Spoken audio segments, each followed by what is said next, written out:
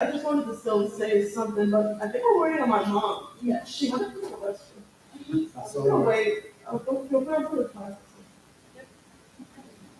Yeah.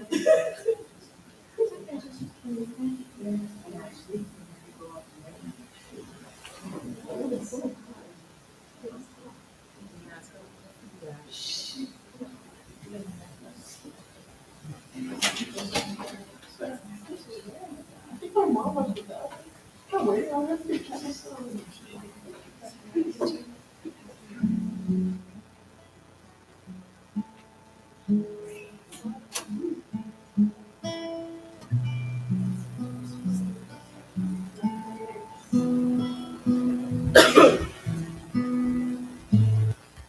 Oh, okay. Hello.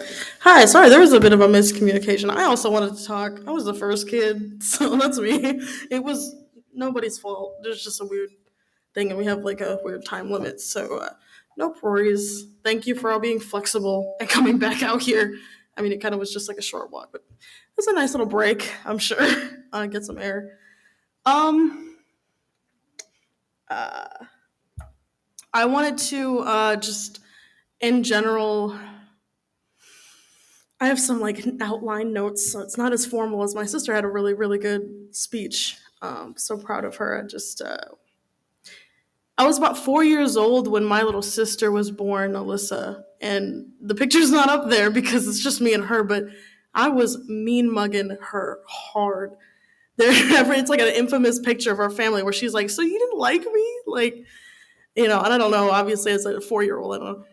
But when my sister was born, my dad told me that it was my job, number one, to take care of her. And then I got another sister, and that has been my job ever since both of them were born, 10 years apart. But, that I've been here to take care of them. That has been one of the most important parts of my life, ever. I'll do anything for my sisters, truly. I continue to do that, obviously, and now at least Alyssa gets the chance to get take care of Sadie as well. Um, my dad, I can't even describe him. Like I'm looking at all these pictures that come through. I'm even looking at this one. It's hard to look at these pictures and cry because they're mostly just so goofy. Like he's so silly. Like he truly gave me my sense of humor. He was able to really laugh through any situation. Like I'm sure he would be laughing right now that we're just talking to him and he's just in a box. I'm sure we would have made a joke about that. We would have been like, and when, when when his mom, my nana, when her father passed, we his dad, so my grandpa, they were both over here. Hey guys, we had a funeral and then so with him and then we went to go do the burial and had a feast afterward. And my grandpa said, well, we're putting him in a box and putting him in the ground and then lunch. And we laughed about that for maybe like a week. And we were just like, I could see where my dad got his sense of humor from both of y'all. And, it really helped us it helped us through everything in life. You could get through anything if you can just find some way to have fun with it. And I really do. Like, y'all, even though my grandpa got me in so much trouble over the years, we really did have a good time. And I can see where my dad got his sense of humor. A lot of we had a lot of family trips I wanted to talk about, but, sometimes, just it's better to just focus on one. And one of the nicest times I think I had with my dad was when we were driving up to Canada because we're stubborn and we drive back and forth instead of taking planes and obviously over the border, and it's a 12-hour drive up to where he was from. And so it was one time where it was just me and him and we were just playing music and complaining at how big Ohio is to drive through and like all this stuff. We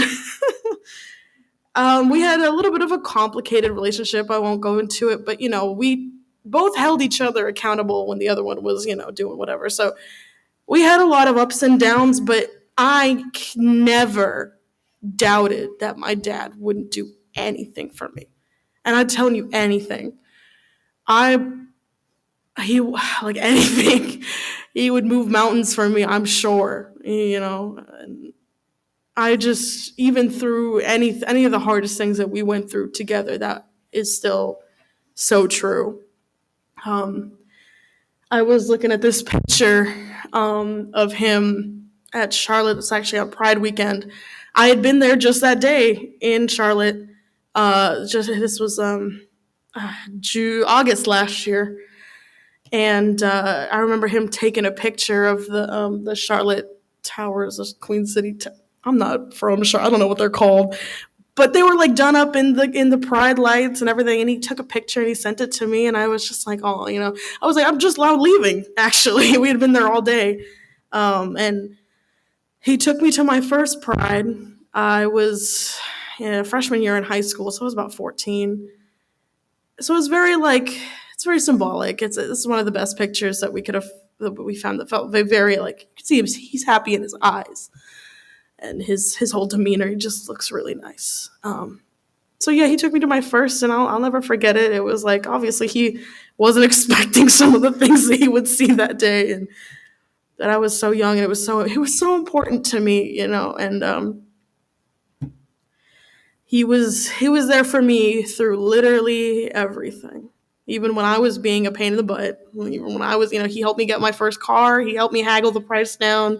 He helped me when that same car was starting to break down. Like, I lived over there with him and Holly and Sadie for about 2 years, and I just, it's just very haunting. One of the things that I wanted to say specifically is, in high school, I had quite a hard time just everything changing and everything like that. I was very depressed, and I do have to say, obviously the circumstances or whatever, but I have to say that my little sister Sadie being born, it truly saved my life.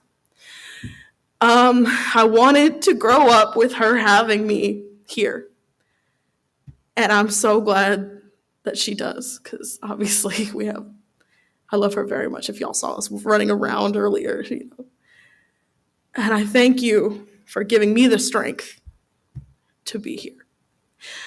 My whole family. I couldn't have left y'all if I tried.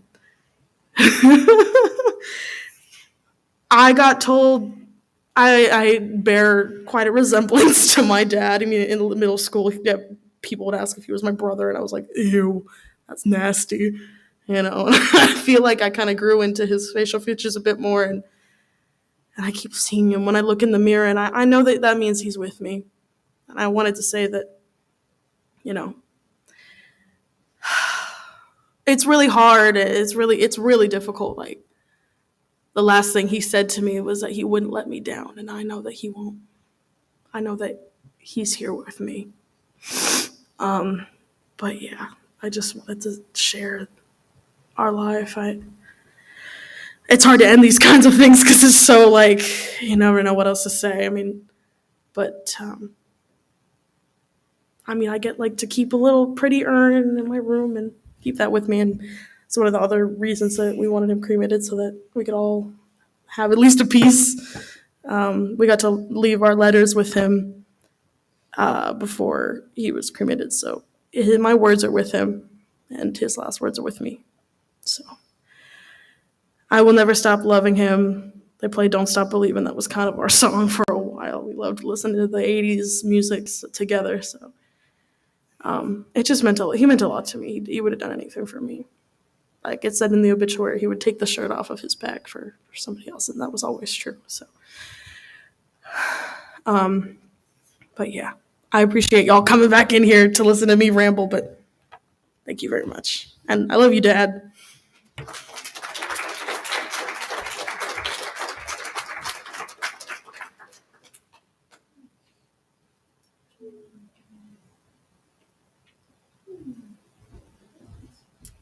Would anyone else like to say a few words?